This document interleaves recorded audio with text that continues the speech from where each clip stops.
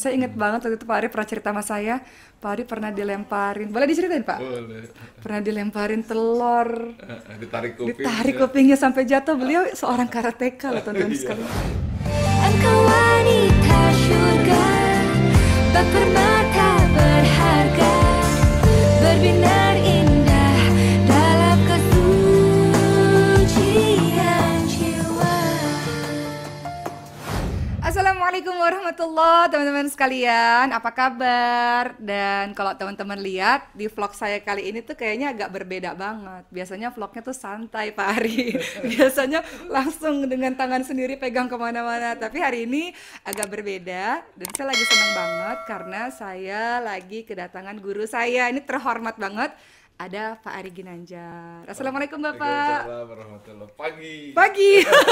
Selalu pagi. Bapak sehat ya Pak? Sehat, Masya alhamdulillah. Allah. Dan tetap dengan senyumnya yang menularkan hal-hal yang positif dan kebahagiaan untuk kita semua. ISQ salah satu jalan tempat saya untuk berubah menjadi lebih baik insya Allah. Saya yang sekarang salah satunya adalah karena ISQ. Jadi makasih ya Pak Ari.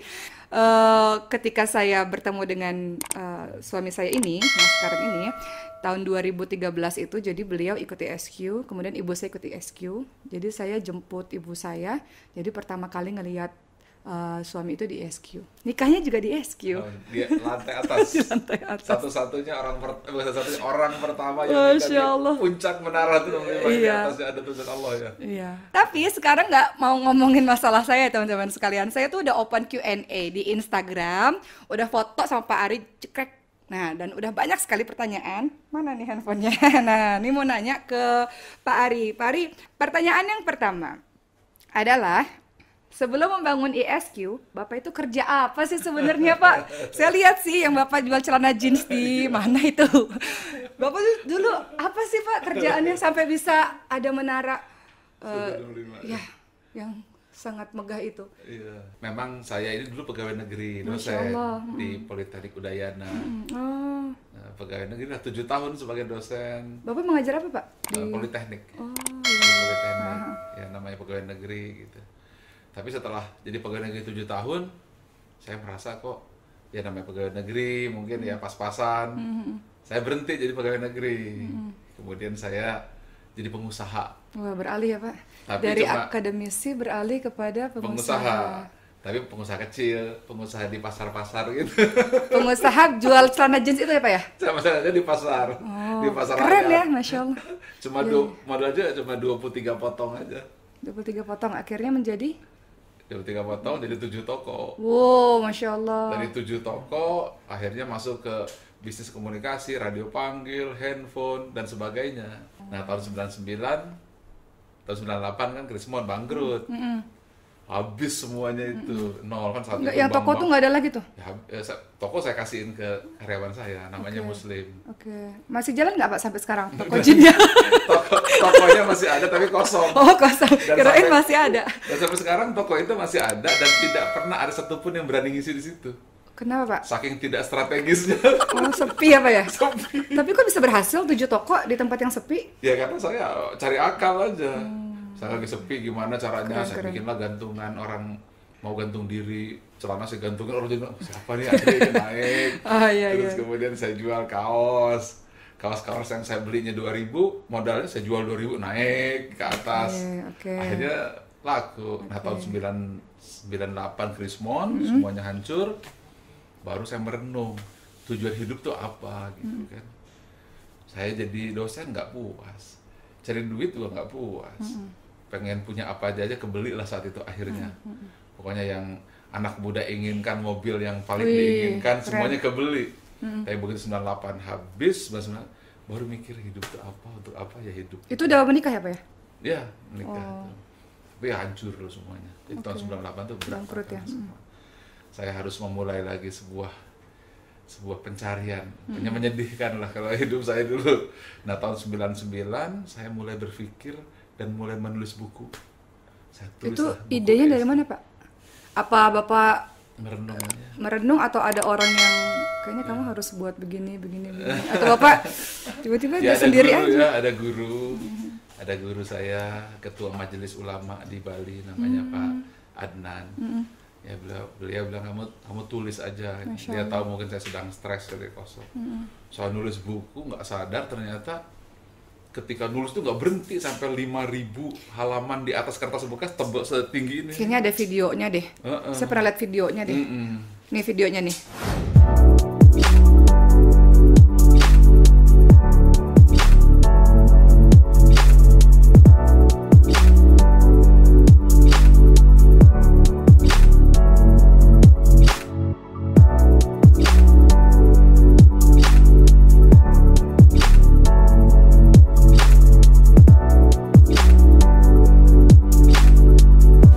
Nulisnya gitu kan Pak, gemeter gitu kan? Maksudnya cepet gitu kan? Oh iya, nulis sampai nulis di atas meja, Meja, ya, saya meja dan itu 6 kursi, 6-nya patah semuanya kursinya. Iya, kayaknya itu ditayangin pas di ruangan ISQ. Iya, Iya, patah iya. semuanya. Terus nulis.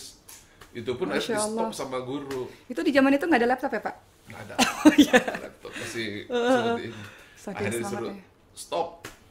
Di stop, akhirnya saya di stop mendadak begitu aja. Stop, akhirnya saya ini ditulis sama adik saya dibantu diketik tulisan Oke, tangan saya. oke. Jadi buku. Jadi buku. Ketika buku Apa judul bukunya Pak? ISQ. Nah, ISQ berdasarkan rukun iman dan rukun Islam. Banyak orang-orang, walaupun sudah banyak yang tahu, tapi juga banyak orang-orang yang pengen tahu. 165 itu apa sih Pak? 1 itu tauhid dari ihsan. Masya Allah. 6 rukun iman dan 5 rukun Islam. Jadi itu kombinasi yang ternyata saya kaget bahwa orang kan bicara tentang kecerdasan intelektual, emosional, dan spiritual. Iya. Research itu mengatakan bahwa orang sukses itu 90% kecerdasan emosi spiritual. Tapi kalau ditanya bagaimana cara bangunnya, berbagai buku itu memberikan jawaban, tapi nggak nyangkut di hati. Sampai akhirnya jadi ada gedung sendiri dan buat training tuh gimana Pak? Saya penasaran sih, ini iya. pertanyaan saya ya teman-teman sekalian. Tadi sih kita mikir, Bapak kita kayaknya 10 menit aja deh ininya ngobrolnya atau 15 menit, tapi kayaknya sayanya penasaran, jadi nggak apa-apa ya durasinya agak panjang. Nah setelah Gimana itu Pak? jadi training. Training. Ternyata orang setelah pegang buku, saya tanya sudah baca bukunya belum? Sudah punya? Semua rata. Kalau saya tanya sudah. Oke, sudah baca? Ya, sudah. Bab berapa? Bab 1 atau gitu. Terus sisa babnya dibaca nggak? Enggak. Iya.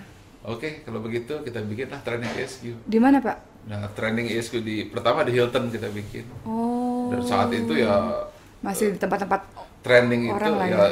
training di tempat-tempat yang seperti itu. Iya, iya. Jadi, pokoknya ya saat itu yang ada tempat seperti hanya hotel kan. Iya, iya. Dan gedung-gedung lain kan belum ada yang sebagus itu. Betul. Tapi setelah 5, 6, 7 tahun ini masa begini terus seperti pengamen kan, sana sini. Orang bilang kamu tuh ngamen Ari, mesti punya gedung sendiri. Ya bangunlah gedung. Akhirnya gedung itu berdiri pada tahun 2007 dibangun. 2007 dibangun dan kemudian ternyata kehabisan uang gitu kan. Kemudian 2008 dibangun lagi, 2009 10 jadi. Yang punya cita-cita untuk bikin masjid paling atas berarti dari Bapak sendiri. Iya. Kenapa alasannya Pak? Kan saya berapa lama sih saya bisa berdakwah gitu. Masya Allah. Suatu saat kan orang bisa lupa sama saya. Tapi kalau saya pasang tulisan itu, satu hari itu 100.000 orang yang menyebut nama Allah tanpa sadar dia Iya, berzikir. benar.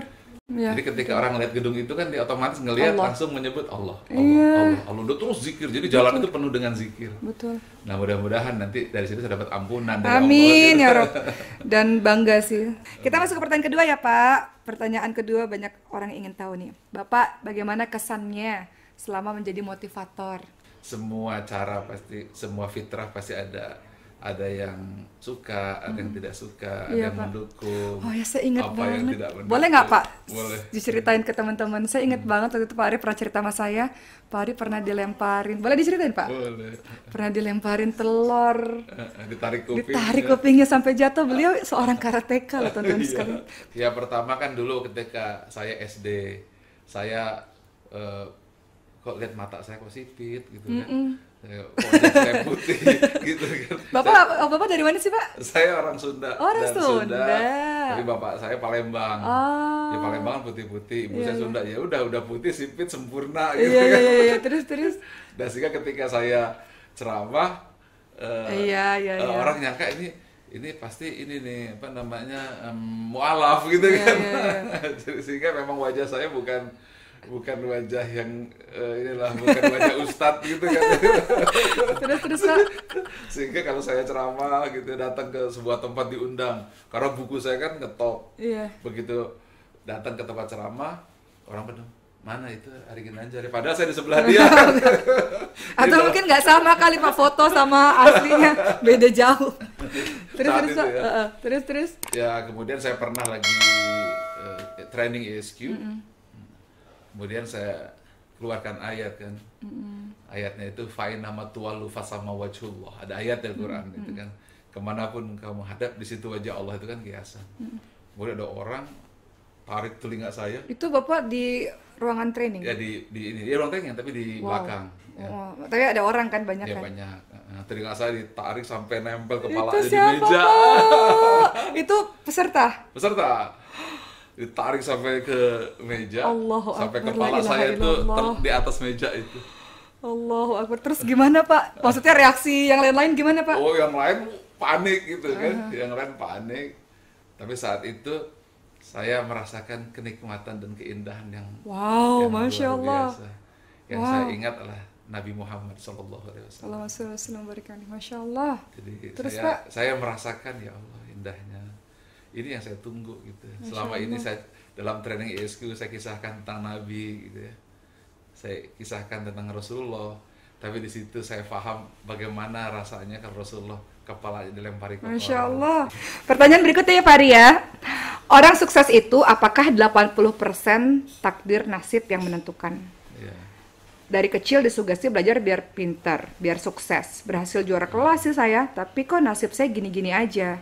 Tolong disampaikan kepada Pak Ari dari Lia Kusuma Ning Ayu. Oh, pertanyaan bagus sekali ini. Kita jawab dari dua hal ya. Iya, gimana tuh, Pertama, riset yang dilakukan oleh Daniel Goleman pada tahun 1980. Dia mengumpulkan tentang orang-orang sukses di seluruh dunia. Apa faktor penentu keberhasilan itu? Ternyata kecerdasan intelektual yang dimana kita dulu belajar matematika, fisika, kimia, biologi, keuangan, berbagai hal yang kita pelajari. Nyata itu nggak lebih dari 20% maksimum, rata cuma 10%. Wow. Jadi itu penyebab kenapa kok sudah kuliah, sudah belajar, habiskan uang, habiskan waktu, tetapi tidak juga berhasil. Ternyata ada dua kecerdasan yang tidak pernah dipelajari di SD, SMP, SMA sampai kuliah, yaitu kecerdasan emosional dan kecerdasan spiritual. Ya. Tetapi meskipun saat itu para ahli-ahli itu membahas bahwa kecerdasan emosional kemampuan untuk merasa, kecerdasan intelektual kemampuan untuk berpikir, kecerdasan spiritual justru kemampuan untuk memahami saya ini siapa, di mana dan mau kemana. Tapi ketika dipelajari bagaimana cara mempelajarinya, itu belum ada bukunya. Metode membangun kecerdasan spiritual belum ada bukunya. Makanya lahir ISQ ya Pak? Nah, makanya saya tulislah bukunya sampai 700 halaman. Jadi saya jadi penulis sempat.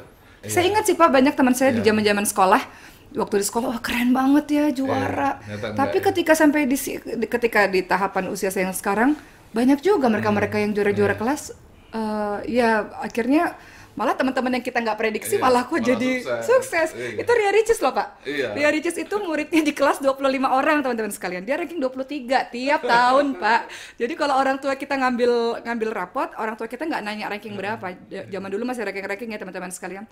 Tapi orang tua saya cukup bertanya, apakah anak saya ini naik kelas atau enggak Pak, dan ibu guru. Tapi nggak ada yang menyangka bahwa ternyata Iya. dari skillnya yang lain, dia memang sangat suka dunia seni kreativitas, akhirnya dia bisa seperti yang sekarang. Ria Ricis itu kan cerdas emosional dia. Oh gitu ya Pak. Dia Itu dilihatnya dari mana Pak, cerdas bisa, emosional dia, itu Pak? Dia mampu merasakan perasaan orang lain, lalu dia mampu dansa bayang-bayang dengan perasaan orang lain, sehingga orang langsung kesedot ikut sama Iya, dia. benar, Itu benar, cerdas emosi namanya. Tapi kalau saya ngelihat di Iya. satu sisi yang saya lihat, kalau kita ambil contoh Ria Ricis, nggak pinter secara di sekolah, Iya, tapi cerdas. Saya aja nggak bisa kayak beliau yang bikin Iya. orang ketawa gitu Pak. Iya, itu cerdas emosional. Iya Pak ya. Yang bisa bikin orang ketawa, yang bisa membuat orang seneng, Iya. itu emotional intelligence itu namanya. Iya iya iya. Dan kemudian ya memang yang pasti memang Ria pasti punya keinginan yang sangat kuat untuk sukses. Pertanyaan dari Mur, Moorknee, bacanya apa nih? Morkney, apa bacanya ya? Tapi itu pertanyaan dari Ibu Morkney ini. Pertanyaannya adalah, Saya mau tanya sama Pak Ari. Pak Ari, bagaimana sih caranya berpikir positif mensikapi COVID-19 ini agar nggak terlalu stres? Kuncinya adalah mampu menerima perubahan. Kalau dalam ilmu EM 165 adalah nomor 6-nya, kemampuan menerima takdir dari Allah. Walaupun mendadak, kan Harus mendadak. mendadak, harus mampu menerima, merangkul perubahan, atau istilahnya embrace the change. Nah, setelah kita mampu menerima perubahan, kita ikhlas menerima perubahan, baru kita berfokus kepada apa yang bisa disyukuri. Jangan fokus kepada apa yang sudah hilang. Ya, contoh seperti ini, misalnya apabila ada seekor kera, dia lapar, dikasih satu buah pisang, kera itu senang nggak? Ya, Seneng seneng kan? lah. Seneng. Pasti. Dikasih lagi yang kedua, seneng nggak? Sangat. Dikasih lagi yang ketiga, Sangat. sangat. Kemudian tiba-tiba diambil satu buah pisang, marah kan? Ngamuk. Diambil lagi satu lagi. Makin ngamuk. Makin marah. Kenapa kok marah? Kan sebelum juga nggak punya Iya. pisang di tangannya, betul? Iya, betul. Mengapa? Karena kera itu fokus kepada yang hilang. Iya. Kenapa nggak fokus kepada bahwa sebelumnya itu nggak ada? Sebab kalau kita hanya fokus kepada apa yang kehilangan, kita stres, kita bingung, dihitung, ya kapan ya ini selesai? Mudah-mudahan ya COVID segera berlalu. Kalau sampai 6 bulan Iya. nggak berlalu bagaimana? Karena ada juga yang mengatakan bisa sampai akhir tahun ya, Pak ya? CNBC sampai tahun 2022. Waduh. Wallahu alam, ya mudah-mudahan tidak. Jangan. Ya mudah-mudahan. Tapi kalau seandainya iya, so what? Gitu. Kan dunia juga miliknya Allah. Ya kan bumi Benar. milik Allah. Suka-suka Kalau Allah Allah. maunya kasih COVID, Iya. ya kita mau apa? Punya dia kok buminya. Iya, benar. Kita hanya mampu menerima, lalu kita berinovasi. Nah, kalau saya berinovasi, begitu hari H training, kebayang nggak? Oh iya. 72 training, 72 angkatan Iya, yang benar. sudah booking, cancel semua. Aduh, kan Bapak punya training ya, dan trainingnya semuanya batal. Bapak juga punya travel juga akhirnya. Batal. Aduh, gimana tuh Dan Pak? punya Saya yang dengar aja udah pusing Pak. Jadi gimana Dan tuh punya Pak? 350 karyawan. Itu di PHK nggak? Sama Bapak? Itu di PHK nggak sama Bapak Pak? Pertanyaannya polos banget. Enggak, soalnya banyak banget kan nih Pak. Kan Iya, video-video viral tuh banyak Iya, iya. banget Pak. Mereka yang nangis-nangis. Iya. Maksudnya kayak saya kan jadinya mikir, kalau Bapak punya Iya. karyawan sebanyak itu, 350, kemudian pada akhirnya dibatalkan semuanya, Iya. gimana? Umroh Mungkin untuk juga. beberapa bulan oke, tapi seterusnya bagaimana, Terus gitu? Nah, di situ Gimana tuh, ketika itu terjadi perubahan, saya tidak berpikir 72 angkatan itu hilang. Saya tidak lagi berfokus bahwa umroh itu dibatalkan. Tapi saya fokus apa yang bisa saya lakukan. Oke. Jadi fokusnya kayak tadi kisah kera tadi, tidak fokus kepada apa yang sudah hilang, Iya. tapi apa fokus apa yang dimiliki. Jadi kita fokus bukan kepada ekspektasi, tapi kepada apresiasi. Oke. Dan pada saat itu saya fokus apa yang bisa saya lakukan. Saya punya pasukan digital, saya punya pasukan online. Kemudian segera aja dalam waktu singkat kerja kilat, semua training ESQ saya Online. pindahkan online ke dalam Wow. apps, ke handphone saya. Seluruhnya, dari semua jenis training saya masukkan semuanya. Kemudian setelah saya masukkan semuanya, baru saya launching ke masyarakat. Pertanyaan berikutnya, Pak Ari. Nah, ini kalau tadi kita bahas gimana caranya supaya nggak panik, nggak stres. Ini pertanyaan berikutnya dari Rizky Lubis 96. Pak Ari, tips berkarir di masa wabah COVID-19 gimana? Memang sih udah nggak stres, bersyukur, tenang. Tapi kan dapur harus tetap berjalan, teman-teman Iya. sekalian. Dulu ESQ kan ketika training memang harus bayar juga cukup Iya. mahal. Nah trainingnya saya rombak aja. Contoh ada sebuah training yang 2 hari trainingnya itu 25 juta aja 2 Masya hari. Allah, Ada itu. mahalnya. Mahal sekali. Paling murah kayaknya saya waktu itu ikut Itu yang 2,5 juta. Kayaknya paling murah ya Pak, 2,5 juta ya? Paling Ya murah. yang rata-rata 2,5 Ya, juta. segitulah 10 rata-rata lah. juta. Iya ya. Jadi ini gimana kalau online Nah, kalau berapa training puluh online juta? ini saya turunkan supaya lapis bawah yang selama ini nggak pernah ikut, dia ikut.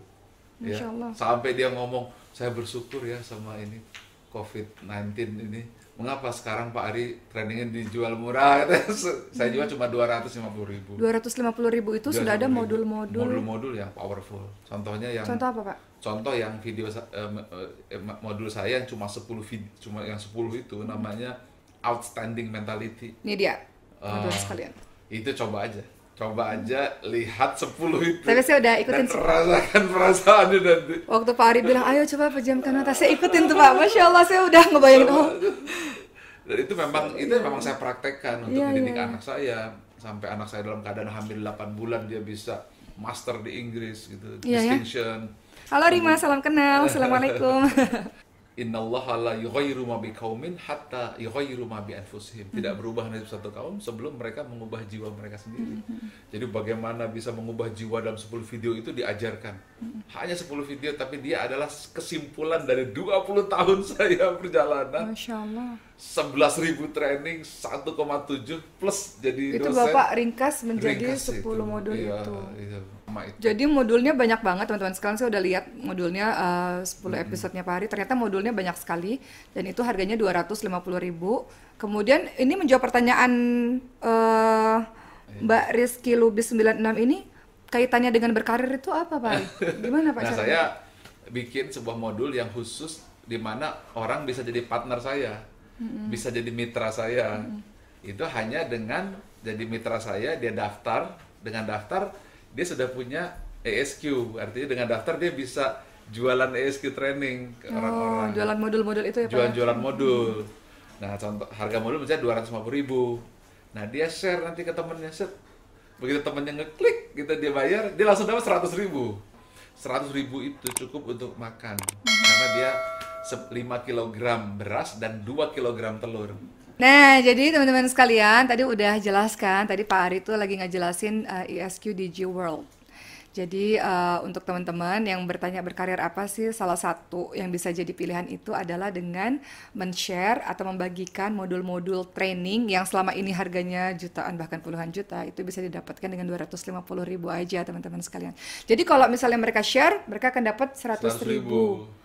Yang senilai 5 kg beras, 2 kg telur. Masya Allah.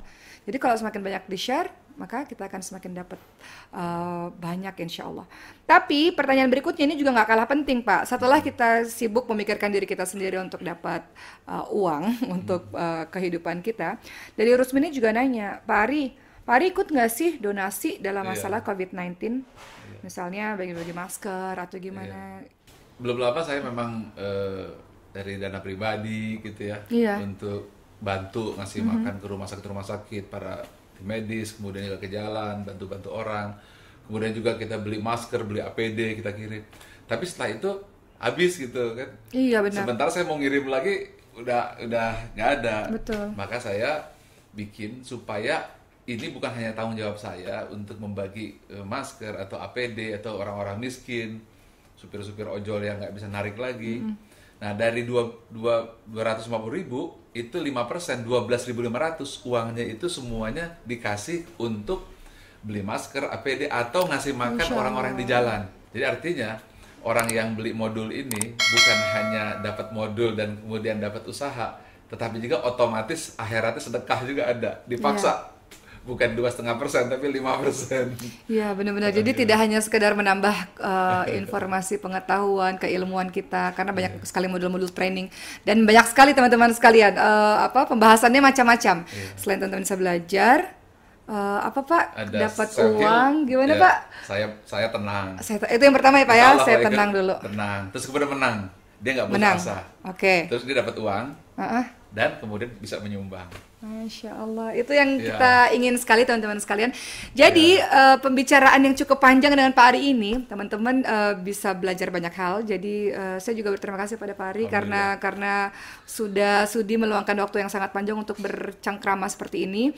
Mudah-mudahan tayangan ini tidak hanya sekedar membuat teman-teman menambah informasi, tapi juga ada solusi yang diberikan. Salah satunya tidak hanya sekedar tenang saja, tapi solusinya adalah dapat uang dengan cara tadi tuh, dengan cara teman-teman share. Itu mudah sekali. Paling modalnya handphone sama internet teman-teman sekalian. Jadi nggak perlu modal banyak ya Pak. Kadang kita jualan apa kan perlu modal banyak. Mudah-mudahan dengan begitu teman-teman bisa menjadi pribadi yang tenang, teman-teman menjadi pribadi yang menang, dan teman-teman bisa dapat uang dan bisa menyumbang. Gitu ya Pak Ari ya. Dan bagi teman-teman yang ikut juga, nanti dari sini itu akan disumbangkan seluruhnya. Teman-teman yang ikut dari saya ini seluruhnya akan disumbangkan untuk Yayasan Sosial Penghafal Quran Maskanul Hufat. Oh Masya Allah. Jadi itu Wow. Insya Allah, Insya Allah. bayangin kalau sudah begitu kan artinya ngebantu juga supaya Insya para ustazah-ustazah, kemudian para ufas-ufasnya juga bisa dapat bantuan. Amin, amin. Semuanya tolonglah bantu lah ini, semuanya daftar. Amin. Pak Ari, terima kasih banyak. Sama-sama. Sehat-sehat untuk Pak Ari dan Sama-sama. terus menjadi guru untuk kita semua, Amin. guru kehidupan. Saya Amin. banyak belajar kehidupan dari beliau. Terima kasih banyak Pak Ari. Terima kasih banyak. Terima kasih teman-teman sekalian. Assalamualaikum. Waalaikumsalam. Keteguhan hatimu, Allah.